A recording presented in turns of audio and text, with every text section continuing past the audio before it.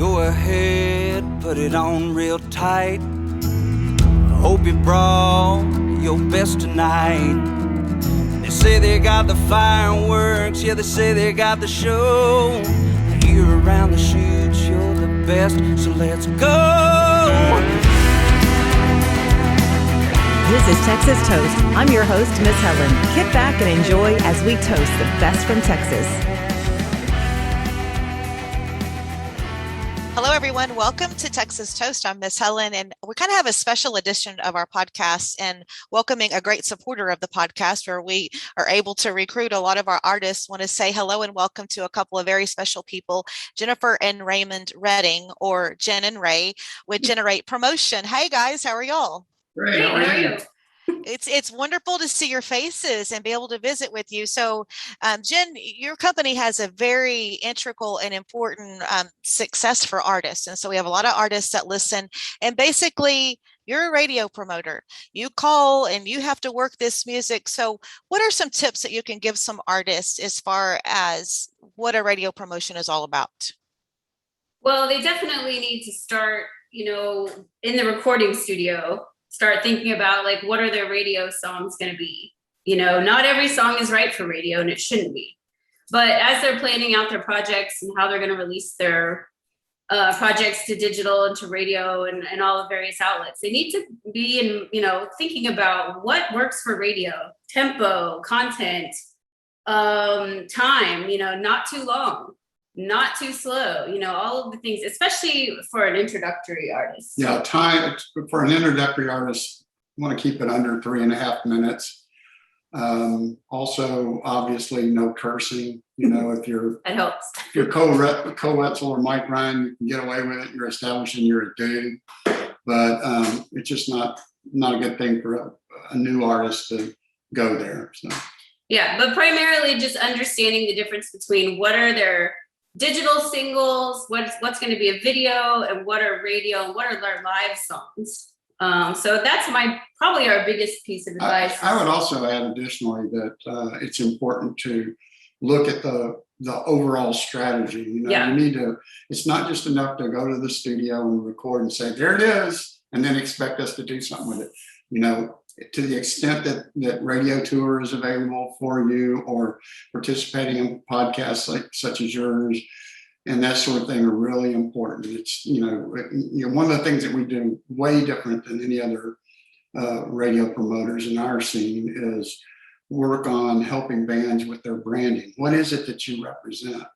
Right. It's not, there's 10,000 people out there with guitars that can write good songs, but how do you separate yourself? And it's important to start that at the very beginning.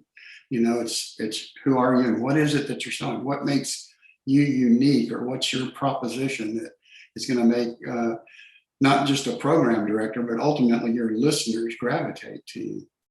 Right. And so what can an artist expect once they release a single and jump into a radio promotion? The first thing they need to expect is that it's a long game, that this is not a quick, easy fix. They need to expect that radio promotion is just one part of their strategy, of their marketing strategy. Booking is really important. Their social media, their YouTube, everything digital. The way they release singles, digital to radio, they need to have that plan. They need to expect that this is not going to just happen in 6 months or whatever. They also need to expect that you can't just hire a radio promoter or a manager or a booking agent and then that's it. You just kick back. I mean, they have to be in the game. They have to be in the fight. We fight really hard for our artists, but the ones who are fighting for themselves also are the ones that are doing the best. So right. The one thing I would add to that also is that, again, our approach is different in that we enjoy running, artists up the charts and having success on the charts. But more importantly, what we emphasize with the artists that we work with is using radio promotion to help get gigs. But with the information that we provide every week, you can look at it and see where you're getting some, traction, and whoever's booking for you, whether it be the band or they have a booking agent. Yes. Yes, and explain that, because there may be some people, like, we're in the business, we understand what traction means, but some people may not exactly understand what that term means. Well, so like when a booking agent is approaching an artist to try to get traction and get them booked into local markets, the digital side is very important to most booking agents that are established agents. If a band is working their own and booking their own shows, we hand them every week a list of stations that are playing their songs, and they're getting traction in those markets. The markets are becoming familiar with the band. It's their job to go, oh, hey, I'm doing really well in these 5 markets. I need to go book shows in those markets and make sure the venue understands, hey, I'm being played on your local stations that you advertise with. Let's Right. And that's the same is true with the booking agents. I mean, a really, really good booking agent is going to use the digital information and social media, and they're also going to use what we send them to kind of like cross-reference and go, okay, these are this artist markets. Let's start here and spiral out and keep building and see where we can go with these artists in those markets and beyond. Yes. Most artists develop initially in a local region where they True. start out and play most of their gigs. Smaller. But with the radio information that we can provide, it's like, if you're a Central Texas based artist, just to use an example, and you want to start, doing shows in other parts of the state, in South Texas or Dallas or wherever it is, you now have the ammunition that says you're getting played there. You also have the leverage on the venues that you're talking to, because let's face it, what's the first thing a venue owner is going to ask you if he doesn't know who you are? Does anybody know who you are? Am I going to have any butts in seat? And I'm going to sell any beer? And it helps to be able to say, yeah, XYZ station in your market is currently playing the single, so you run some ads for it, and people are at least going to be familiar with the name. So Certainly. We also try to remind everybody that when you boil it down to what do we really do is we sell beer. I love it. Yes. That's it. I mean, venues hire you to entertain the crowd and sell as much beer and liquor as possible. That's our jobs. We're in the business of selling booze. And speaking of your job, it's not easy. And maybe give some people insight about your daily work and the phone calls you make and the music directors you talk to and the just developing relationships. I know when I was in radio, I still have dear friends that were radio promoters. I mean, like, we bond. You get to know each other. They knew when my daughter had a volleyball game, or knew when I was going on a fishing trip or whatever. So talk about your daily operations. So Monday, Tuesday, and Wednesday are the primary call days for the charts. We work all of the charts. The Texas Regional Radio Report, all of the CDX charts, and the Texas Country Music Association chart. We believe all 3 charts are valid and equally important, and we use them as indicators of airplay. With that said, yes, the relationships that we make with those music directors and program directors, I mean, these people are our families. Yes. With everything going on right now in the world, they've lost people, we've lost people. We're, holding each other's hands and sending prayers, and it's been a really weird 2 years, and everybody's really, really bonded together. So yeah, I mean, those phone calls, I mean, our music call days are Monday through Wednesday, but we're on the phone with these people even on the weekends, and like you said, they're like family. And even within the radio promoters are all like helping each other. Yes. We're all friends. It's not like this horrible competitive world in the Texas scene. It's a small scene, and we're all very like tight and family. It feels like family. Go ahead. I'm sorry. Yeah, it always has. That's why I was always drawn way back, when it was wide open to start programming Texas music. That's where my heart and soul was. And you're right. We're a community and we're a family, and we are so bonded. Yeah. And this scene is way bigger than Texas. I mean, we work a lot of non-reporting stations as well. And we're in contact with those folks as not every day on the phone always, but a lot of emails back and forth and occasional calls with even non-reporting and, sending liners, sending giveaways, whatever.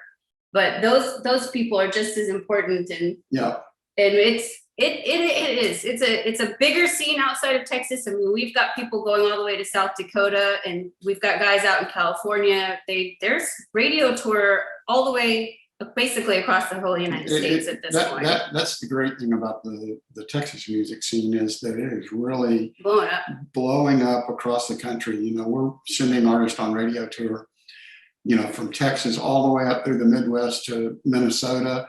We're sending them to the West Coast, Southern California, San Diego area. Right. Yeah, right, for Texas. Yes. All the way up to Portland. Y'all, that could be such another episode to talk about how it's expanded borders. And again, as you sit here and look at us, there's two of us, which makes us kind of unique in the radio realm. And you know, Jen spends her week on the phone talking to program directors, and I'm doing all of the emails and direct mail stuff. And you know, I do the tracking. Yeah, and the tracking. But I do I do 200-ish personalized emails every week to program directors. You know, again, she talked about reporting stations and non-reporting stations. And then our mailing list is over 650 now. So we're sending stuff every week to in excess of around 700 stations nationwide. And you have an amazing it's like podcasts too. It's not, we send music to podcasts and bloggers, and to me, it doesn't matter if it's a station or not. We have to get this music. Get the music out, push it out. Right. As we can. And some people think we're crazy for hitting non-reporting stations. But again, it's part of the bigger strategy of, you know, let's conquer Texas. And then as your aspirations to tour around the state, there's already a, you know, groundwork that has started by, you know, getting the music to these stations. So. Yes, absolutely. And then it gets interesting when a song starts moving up the charts, and it's not a quick process. I know a lot of artists, I have to tell them, you know, you've got to pack your patience and let the process work, and it'll work for you if you have a good product. But I love it, like, because, you know, Kyle and I do our Texas on Tap, and, you know, we kind of preview, and then we talk about, you know, what's going on in the top 5 or top 10. And then I have other artists that I follow and work with, and it gets sporty. Once you get into that top 10, all of a sudden, whoa, really pack your patience, because those spin counts sometimes are exacting, or sometimes just a couple of spins. Oh, dude, I will tell you the most heartbreaking. We lost a number 1 on CDX for John Stork by 1 spin. And Cody Jinks locked up that chart for 6 weeks. There's your example. That's what I'm talking about. And we were talking to a PD this last week, and he goes, "What did my 7 spins a week count?" And I said, "Oh my gosh!" And let me tell you why. And I tell him this story, and he goes, "Okay, I get it." I said, "Every spin counts." Well, I would add to your suggestion of patience when you're talking to artists, and that most of our singles run 20 to 25 weeks on the radio. And if you think about it, that's half a year, you know? Yes. And that's an intentional process for us. We like the slow burn approach to climbing the chart, because, you know, in the example of John Stork sitting at number 2 for 6 weeks, you know, if you look at the total number of spins that John got on that single and compare it to Cody Johnson's, oh my gosh, he was in people's ears for almost twice as many spins as Cody Johnson, who got the number. I don't know if it was yeah. But I mean, you know, sometimes we can't remember. I know, but the example that that scenario that you're setting up is exactly what I was trying to get at. And you know, we have a certain theory on how many impressions and how many times somebody needs to hear it before, you know, it really sinks in. And you know, a Wade Bowen can have a number 1 hit single, and then he complains when he goes to a show and he plays the new single, and that's when everybody goes to get beer because they hadn't had a chance to hear it. It takes a while. It went to number 1 so fast. It does. It didn't register. So they eventually get familiar with it, obviously, but yeah, it takes some time. It takes, I think, a minimum of 200 spins. The other part of the equation is just the fact that the artists that we work with are emerging artists that they can't afford to do 4 singles a year. So, you know, as far as their promotional dollars go, we try to budget, like we will do 2 singles a year, and that way you understand how much money you need for radio and digital and for social media and for what, both boosting your show posts, all of those things, like that all has to be part of the budget. And we're we're trying to watch out for them, make sure they're not overspending in any area, really. Artists come to us at various stages in their cycle, but the ideal really is that if they're coming to us to work a single, we'd like to hear, if they've gone in the studio and laid down 3 tracks or an EP or an album's worth, let us kind of hear the stuff and kind of formulate a plan. Their relationship with a radio promoter is, one single at a time. Right. Sign a long-term contract with us or anything like that. But our approach is, to look at it as what is a business plan. Let us hear the stuff you're working on and considering, and we'll kind of give you a strategy of this is, as a new artist in particular, this is a song for various reasons we think we should launch with, and these are how we would follow them up. So now all of a sudden the artist has an idea of what's going on. Again, it can help with building the brand. It's not reinventing the wheel every time, and we consult with artists all the time that call on our services, and we tell them that, and they're not obligated, to do it. Our interest is in helping them get where they want to go. They can take our strategy and go wherever they want, but it's just our approach to it is, how do we help you get where you want to go? A little bit. I mean, I think a really good radio promotion firm is almost like an artist development in some ways. You want to have a good fit with the client and the promoters. They need to be able to jive and understand each other and kind of go at it. I mean, we counsel one another. We're setting up these sometimes 2-year-long strategies for an album, both to digital and to radio, because you don't want your digital songs stepping on radio songs. So there's some things that have to be done if you want to do it right to protect the radio singles, and just the whole holistic approach of coming at it from every angle is really, really important. And if we have a client that comes at us, it's like, I just want a number 1 or a top 10. I'm like, you need to call someone else. I don't get all into this obsessive chart position thing. We have number 1s, they're great. But again, charts are indicators of airplay. And if you're not seeing growth at shows, then we're not getting it done. The whole team is not getting it done. It's not the most important thing, not for us. For some people it is. There's other people out there that can help them that would be a much better fit. So, well, this has been wonderful information for anyone listening, especially our young artists or anybody in the music business, with what you've just shared with us. Now, one thing I have to ask you, how did you get into this business? Oh, well, I started out in film school in LA in the 90s and then moved to Texas thinking if you're not in LA, you can't be in the entertainment industry. So I decided to be a chemical oceanographer and worked for the Department of Defense, which promptly realized that's a terrible job. Went back to, it was fun. Went back to film school, ended up in radio through a film festival situation. And I met Ray. Ray's been a photographer for 30 years and in advertising. And he was ready to retire from his advertising career. And we met, fell in love, got married, started this company.